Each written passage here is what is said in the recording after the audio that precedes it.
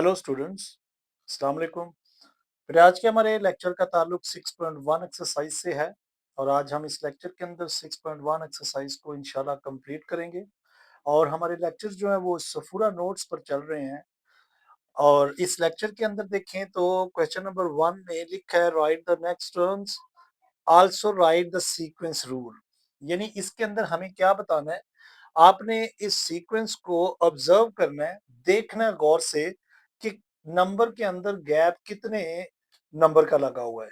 यानी एक नंबर अगर 57 है तो इसमें कितना ऐड किया गया कि नेक्स्ट आया, उसमें कितना ऐड किया गया तो उससे नेक्स्ट आया। आप इसमें देखें तो 57 में कितना ऐड किया गया, 2 ऐड किया तो 59 आ गया, इसमें 2 ऐड किया तो 61 आ गया, इसमें 2 ऐड किया तो 63 आ रहा है। यानी हर नंबर के अंदर हम अगर 2 को ऐड करते जाएंगे तो हमारे पास नंबर आ रहा है। सो नेक्स्ट 3 टर्म्स क्या होंगी, 65 है तो 67 आ जाएगा, यहाँ यहाँ पर 69 आ जाएगा और यहाँ पर 71 आ जाएगा। तो अगर आपने इसका रूल लिखना है इस सीक्वेंस का तो आपने लिखना है कि एडिंग टू, जस्ट आपने लिख देना है adding adding to the next term. यानी जो भी नेक्स्ट टर्म आ रही है हम उसके अंदर 2 को ऐड करते जा रहे हैं, सो नेक्स्ट टर्म आती जा रही है। सेकंड पार्ट लिखा है 12, 15, 18, 21, 24, 27। यानी यहाँ पर देखें तो 12 के अंदर 3 को प्लस किया है, फिर 3 को प्लस किया है, फिर 3 को प्लस किया है। यानी इसमें हर टर्म के अंदर 3 को ऐड किया जा रहा है। सो नेक्स्ट टर्म जो आएगी वो 30 आएगी, उसके बाद 33 आएगी और उसके बाद 36 आ जाएगी। तो यहाँ पर भी आपने यही रूल लिख देना है, लेकिन यहाँ 2 लिखा है, आपने इसमें लिख देना है adding 3 to the next each term. यानी हर टर्म जो आगे आ रही है उसमें हम 3 को ऐड करते जा रहे हैं। इसमें देखें तो 5 के बाद 15, फिर 25, 35, 45। यानी 5 के बाद 15 आया है और उसके बाद 25 आ गया। यानी यहाँ पर अगर आप गैप देखें तो दोनों टर्म्स के अंदर 10 का गैप आया है।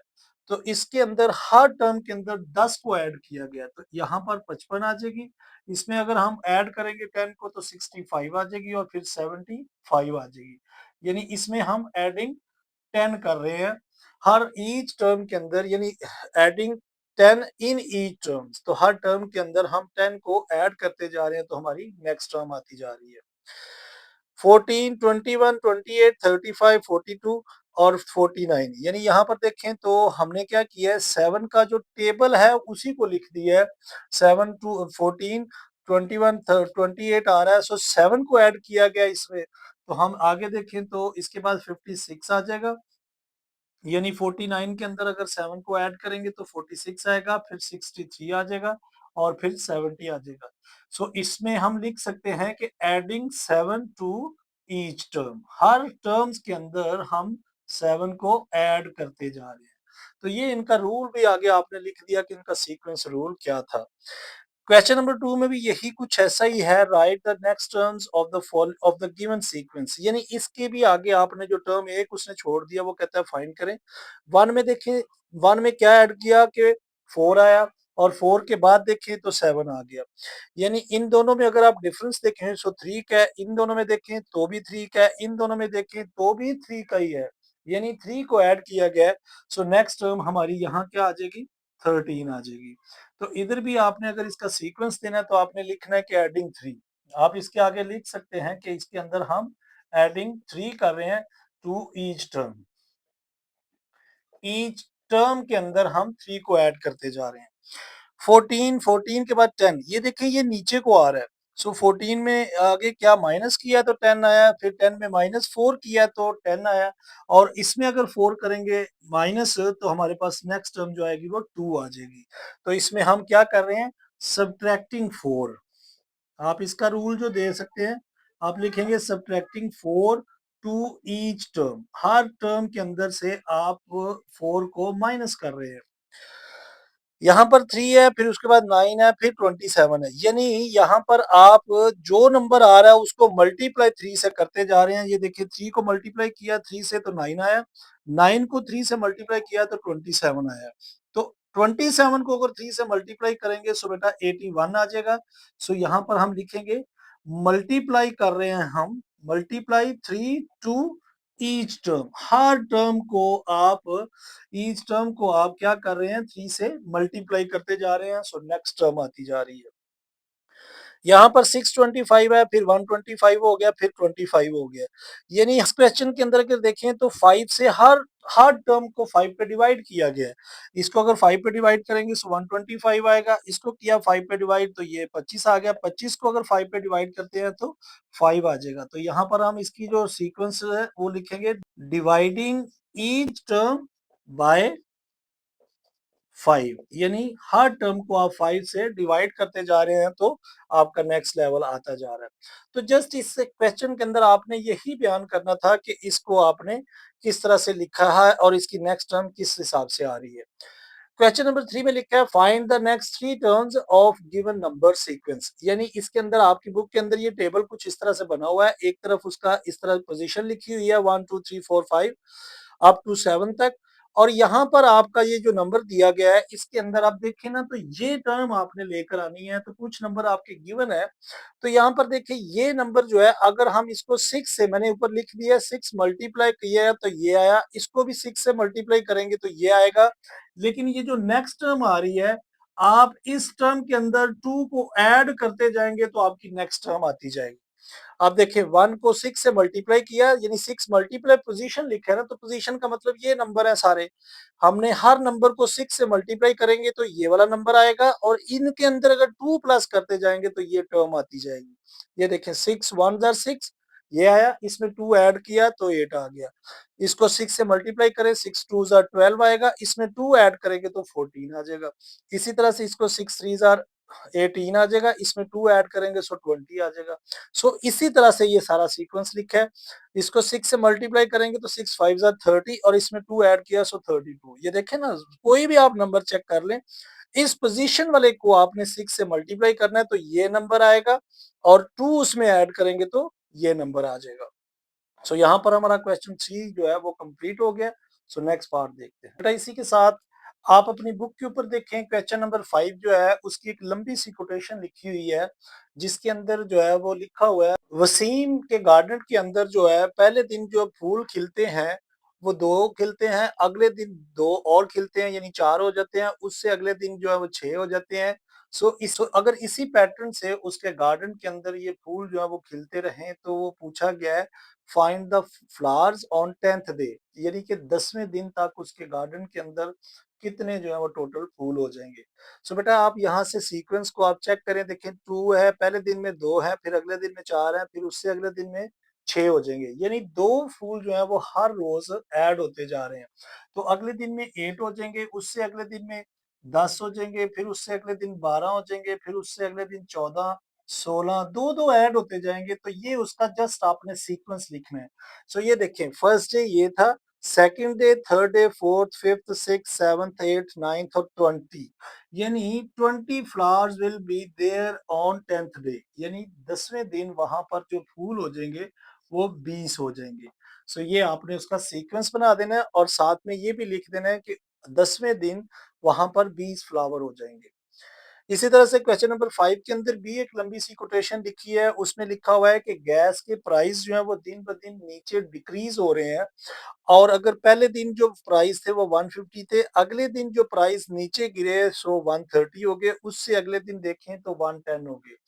इसी तरह से अगर यही सीक्वेंस चलता रहे सो फिफ्थ डे पे गैस के जो प्राइस हैं वो उनकी क्या वैल्यू हो जाएगी। सो अगर आप इसमें ख्याल करें तो देखें 150 से 130, यानी 20 रुपीज नीचे गिरे हैं ना प्राइस यहाँ पर, फिर अगले दिन भी देखें तो 20 रुपए गिरे हैं।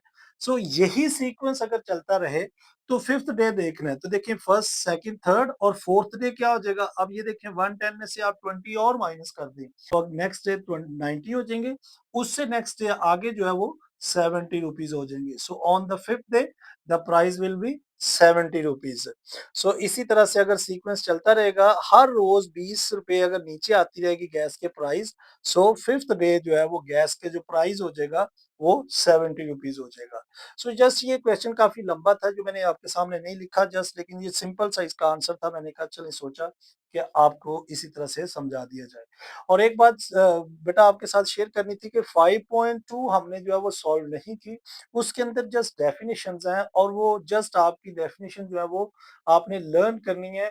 उसके अंदर कोई इतना ज़्यादा कोई मुश्किल काम नहीं गिवन था जो मैंने मतलब सोचा कि ये सॉल्व करने वाला तो कुछ नहीं है, वो जस्ट आपने देख लेना है कि सेट की डेफिनिशन लिखी है या सेट से रिलेटेड कुछ बातें लिखी हैं, कौन सा सेट ऐसा होता है जो फिनाइट होता है, कौन सा जो ऐसा इनफिनाइट होता है। जो चलते जाते हैं वो इनफिनाइट होते हैं, जिनकी लिमिट दी जाती है वो फिनाइट सेट होते हैं। सो जस्ट वो मैंने सोचा कि वो आप खुद ही कर सकते हैं, वो डेफिनिशन आपने याद कर लेनी है और फिर उनको आपने आसानी से उस एक्सरसाइज को भी कर सकेंगे।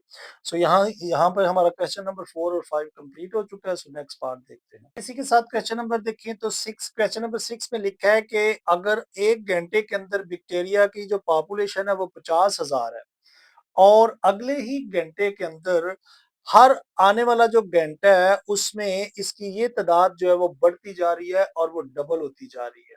तो बताएं कि यही तादाद के हिसाब से 5 घंटों के बाद बैक्टीरिया की क्या तादाद हो जाएगी। तो बेटा देखें हर घंटे में जो तादाद बन रही है वो डबल होती जा रही है। अब देखें पहले घंटे के अंदर ये 50,000 हो जाएगी, दूसरे घंटे के अंदर ये 1 लाख हो जाएगी, यानी 1 लाख तक हो जाएगी और अगले घंटे में जो भी तादाद आएगी उसका डबल हो जाएगी, यानी ये 1 लाख आई ना तो तीसरे घंटे के अंदर ये क्या हो जाएगी, डबल होकर ये 2 लाख हो जाएगी, यानी 2 लाख हो गई। और उससे अगले घंटे के अंदर यानी फोर्थ घंटे के अंदर ये क्या हो जाएगी, इसकी डबल हो जाएगी, सो ये 4 लाख हो जाएगी। और अगले घंटे के अंदर ये 4 का डबल होकर ये 8 लाख हो जाएगी, यानी इसके अंदर ये कहा गया है कि हर घंटे के अंदर जो बैक्टीरिया की जो तादाद है वो 2 गुना होती जा रही है, डबल होती जा रही है। तो फिफ्थ घंटे के अंदर उसकी तादाद जो वो कितनी हो जाएगी। तो इसके अंदर जस्ट आपने यही बयान करना था, ये मैंने आपके सामने सॉल्व कर दिया। पहले घंटे के अंदर 50 लाख है, दूसरे में 1 लाख, तीसरे के अंदर 2 लाख हो जाएगी, चौथे घंटे के अंदर ये 4 लाख हो जाएगी और पांचवें घंटे के अंदर ये 8 लाख हो जाएगी। सो इसी के साथ नेक्स्ट पार्ट देखते हैं। सो बेटा इसी के साथ क्वेश्चन नंबर 7 और क्वेश्चन नंबर 8। क्वेश्चन नंबर 7 में देखिए लिखा है कि एक कंपनी है जिसकी पहले महीने के अंदर 1 लाख रुपया हुई है और दूसरे महीने यानी फरवरी के अंदर 1,20,000 हो गई है, मार्च के अंदर 1,40,000 हो गई है। वो कहते हैं अगर यही सीक्वेंस बरकरार रहे, ऐसे ही सेल जो है वो बढ़ती रहे, तो आप ये बताएं कि दिसंबर के अंदर वो जो सेल है वो टोटल कितनी होगी। यानी हर हर महीने देखें ना इसमें 20,000 का इजाफा हो रहा है, तो आप इसमें देखें 20,000 के हिसाब से आप ऐड करते जाएं तो उससे अगले महीने में देखें मार्च है तो अप्रैल के अंदर जो हो जाएगी वो एक एक 60 हो जाएगी, फिर एक 80 हो जाएगी, फिर 2 10 हो जाएगी और फिर 2 20 होगी और इसी तरह से 2 40, ये 2 20 है, फिर 2 40 होगी, फिर 2 60 और 2 80 और बल्कि 2 80 के बाद 3 लाख हो जाएगी और उसके बाद 3,20,000।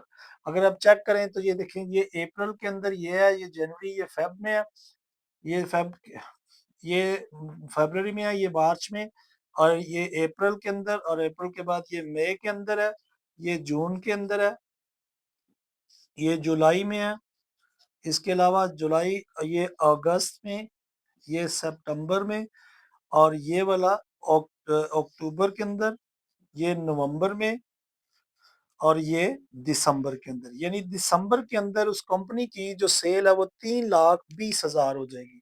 तो आपने इसके साथ 3 जीरो सबके साथ लिख देने हैं,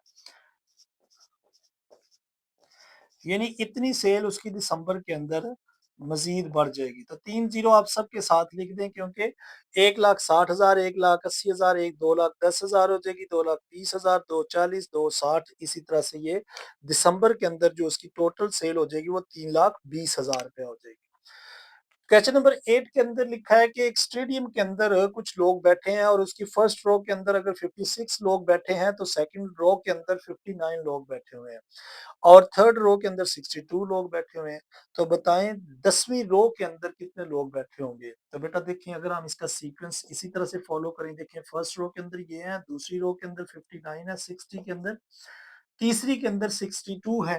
तो देखिए इनमें डिफरेंस कितना आ रहा है। देखिए इसके 56 में 3 लोग ज्यादा बैठेंगे तो नेक्स्ट आ जाएगी, इसमें 3 ज्यादा बैठेंगे तो 62 आ जाएगी। 3 लोग बढ़ रहे हैं ना, तो अगली रो देख लें आप 10 तक इसको ऐसे ही लेते जाएँ। तो अगली जो है वो 3 आप ऐड करते जाएँ तो ये 65, 68, 71, 7 के बाद 74 आ जाएगी और फिर 77 आ जाएगी, बाद 80 आ जाएगी और फिर चेक कर लें इसको ज़रा देखें।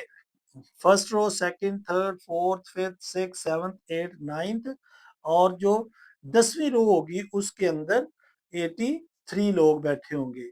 तो ये इसका सीक्वेंस है। जस्ट आप देखें फर्स्ट रो के अंदर 56 हैं, दूसरी के 59, तीसरी के अंदर 62, यानी 3 का डिफरेंस है ना, तो आप आगे 3 इसके अंदर बढ़ाते जाएंगे। सो लास्ट जो 10th रो होगी उसके अंदर 83 लोग जो है वो टोटल बैठे होंगे। सो यहाँ पर हमारी एक्सरसाइज 6.1 जो है वो कंप्लीट हो चुकी है। एक-एक पार्ट आपके सामने बेटा इसका किया जाएगा। आपने दिल लगाकर जस्ट आपने लेक्चर्स को एंड तक ज़रूर देखा करें और आपके लिए एक गुड न्यूज़ है कि इसी चैनल के ऊपर मैंने ओ लेवल के लेक्चर्स को भी स्टार्ट करने वाला हूँ। सो आपके जो भी बहन-भाई और दोस्त जो हैं वो कोई ओ लेवल के अंदर जा रहे हैं, सो बेटा ओ लेवल का भी तमाम D1, D2, D3, D4 series के तमाम लेक्चर्स भी इसी चैनल के ऊपर आपको मिलेंगे। इसके अलावा 2025 के अंदर जो है वो हमारी 9th क्लास की जो बुक है वो चेंज हो रही है मैथ्स की, उसके लेक्चर भी मैंने बनाना शुरू कर दिए हैं। सो वो तमाम दोस्त जिनके बहन-भाई जो है वो 9th क्लास के अंदर गए हैं 8th क्लास को पास करके, अगर वो 9th क्लास के लेक्चर्स को भी देखना चाहें जो कि न्यू बुक से रिलेटेड हैं, वो भी मैंने काफ़ी हद तक जो है वो उसके चैप्टर्स को कवर कर लिया हुआ है। आप उन लेक्चर से भी इस्तेफ़ादा हो सकते हैं। सो बेटा लेक्चर अगर पसंद आया है सो लाइक ज़रूर किया करें और ज़्यादा से ज़्यादा अपने दोस्तों के साथ शेयर किया करें। अपना बहुत ख़्याल रखें। Take care, bye bye, God bless you all.